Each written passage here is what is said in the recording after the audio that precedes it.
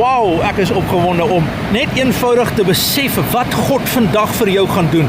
En weet jy, dis nie omdat jy is, maar net omdat jy dink dit is waar jou lewe gaan en jy's maar so gemaak en so laat staan nie. Nee, jy is gewas, jy's gesond gemaak, die Here het jou herstel, hy het jou in hemelse plekke geplaas. Jy werk vandag vanuit die posisie van oorwinning na jou situasie toe. Jy loop nie in 'n verdwaalde pad en wonder waarheen jy gaan nie.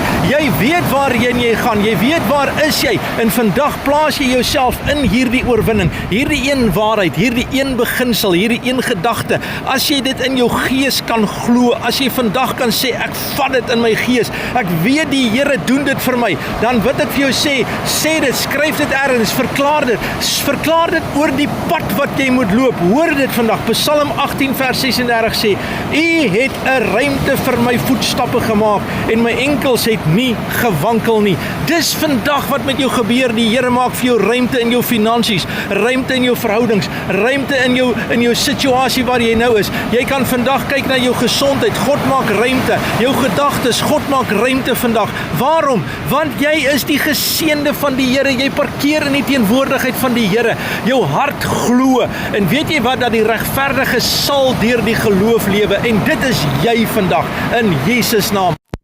Bless.